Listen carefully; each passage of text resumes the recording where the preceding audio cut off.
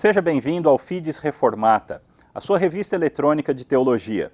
O Fides Reformata é um programa oferecido pelo Centro Presbiteriano de Pós-Graduação Andrew Jumper. E a Fides é a nossa revista de teologia, já publicada há mais de 26 anos.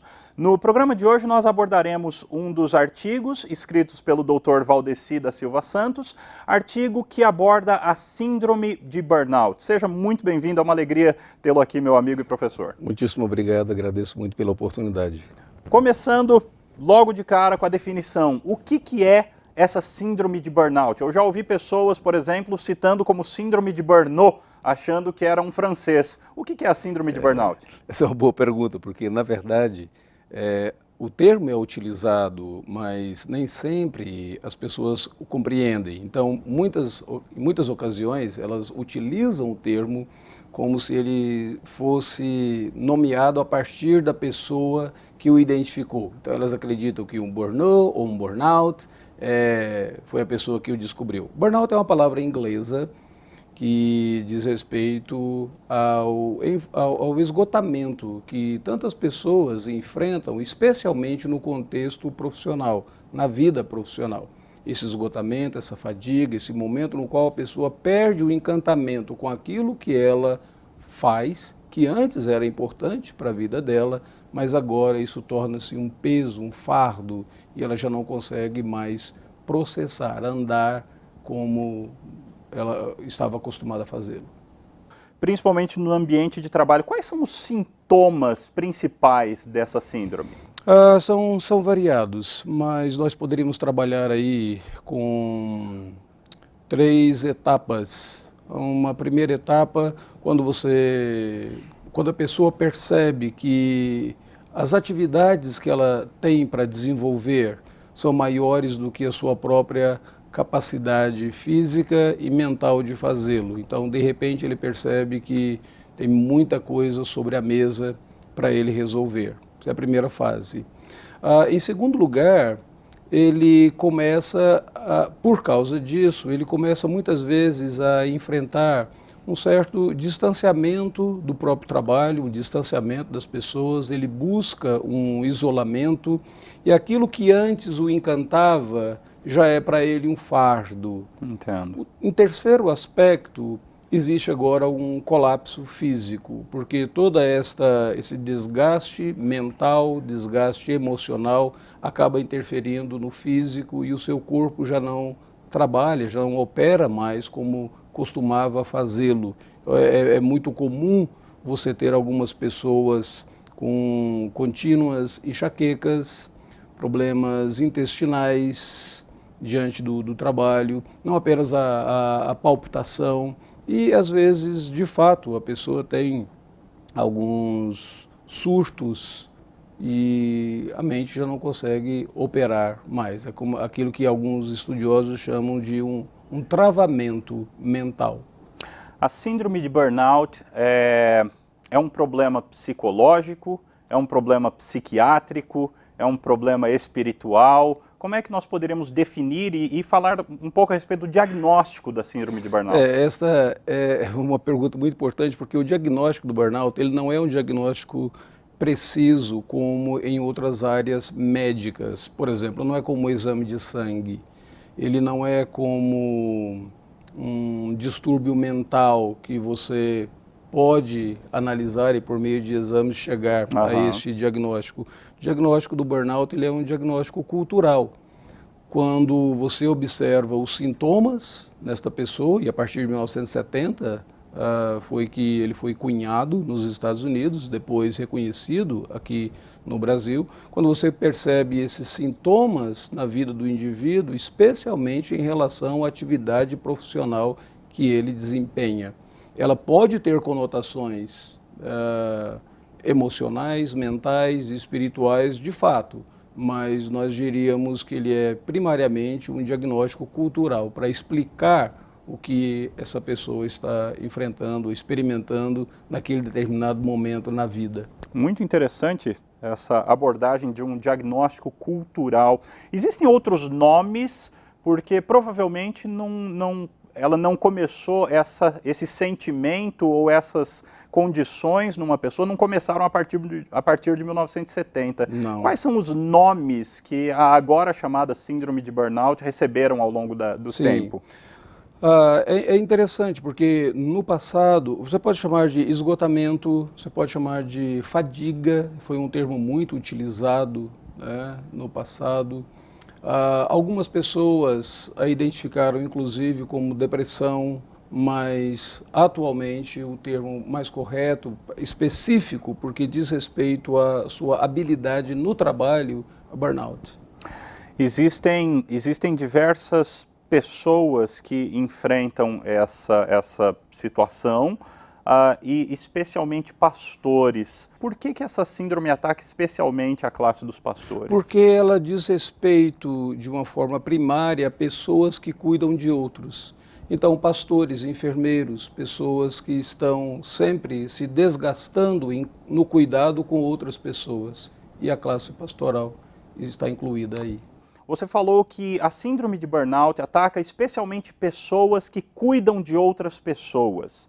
Além dessa característica, existem outros motivos pelos quais essa síndrome ataca pastores de maneira especial? Se você observar, a vida pastoral, ela é uma vida de inúmeros desafios. Primeiro, o pastor, ele sente que a sua vida e a sua família está continuamente em um aquário. Outras pessoas estão observando, outras pessoas estão fazendo juízo, julgando a forma como ele cria os seus filhos, a forma como a sua esposa se veste, a maneira como ele se porta, o que ele disse, o que ele não disse. Então, esse fato acaba agravando também, porque afeta o aspecto emocional desses obreiros em relação ao trabalho que eles desenvolvem.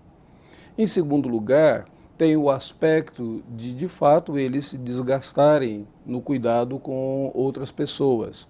Em terceiro lugar, se você observar o trabalho ministerial, o trabalho pastoral, ele, diferente de alguns outros, ele não tem uma hora, um período marcado. O pastor, ele não chega, ele não bate um cartão às 8 horas da manhã para sair às 6 horas, depois se desliga do trabalho. Mas continuamente ali ele está.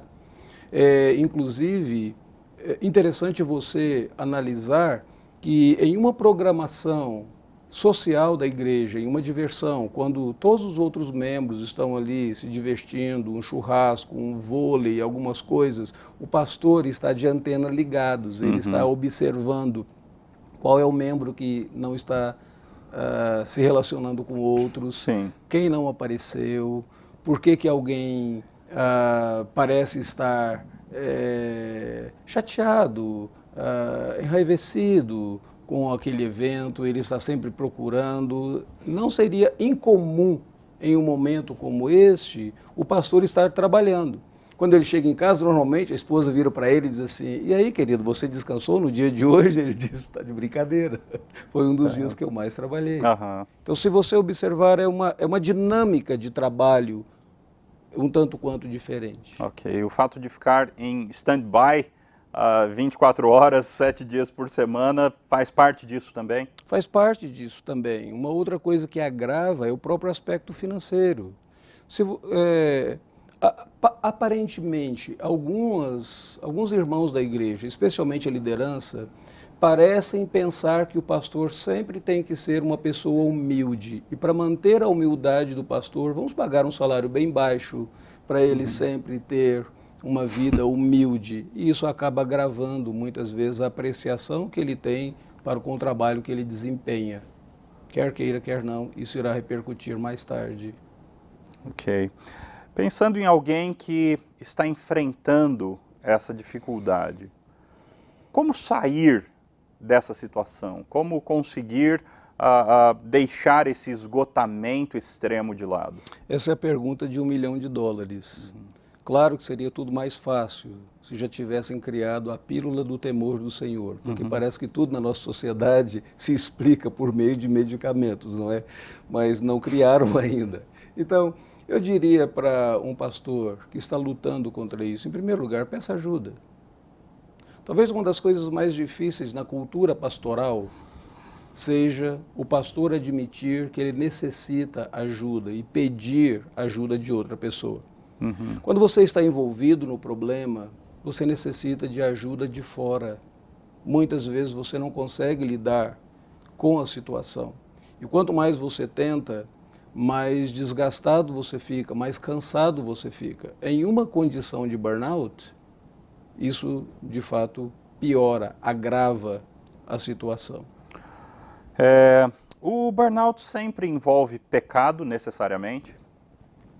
Necessariamente não, a menos que você analise que em um aspecto maior, em um aspecto de que todo sofrimento que nós enfrentamos desse lado da eternidade, nesse universo, nesse mundo caído, vivendo com pessoas ou nos relacionando com pessoas caídas e trazendo dentro de nós mesmos os efeitos da queda, então dessa forma tudo seria explicado pela relação com o pecado. Mas se você analisar o aspecto pessoal, nem sempre eu posso dizer que o burnout tem uma origem no pecado individual desse que o enfrenta. Ok. E agora falando daqueles que não estão enfrentando o burnout e que não querem enfrentar, o que um pastor, um jovem pastor ou um pastor já experiente, o que os pastores podem fazer para evitarem essa crise, chegarem nesse momento de esgotamento? A Escritura Sagrada diz assim que nós não devemos nos cansar de fazer o bem. O apóstolo Paulo escreve isso em Gálatas. Eu diria, em primeiro lugar, para esse pastor, o zelo pela sua vida, pelas suas práticas devocionais. Esse é um aspecto que muitas vezes os pastores ignoram, porque eles lidam com o texto, eles têm uma familiaridade com o sagrado, muitas vezes eles deixam a prática devocional pessoal para o alimento do seu próprio coração. A Escritura Sagrada nos vivifica e isso é um aspecto muito importante. Há outros aspectos que eu diria, outros conselhos também, que eu abordo inclusive no artigo, mas a prática devocional é vital. É fundamental. Nós estamos aqui no programa Fides Reformata, que infelizmente já está caminhando para sua conclusão, está acabando, mas você tem diversas informações no artigo que o Dr. Valdeci escreveu na última Fides Reformata. Portanto, visite o nosso website cpaj.mackenzie.br e leia o artigo, e até o próximo programa Fides Reformata. Até lá.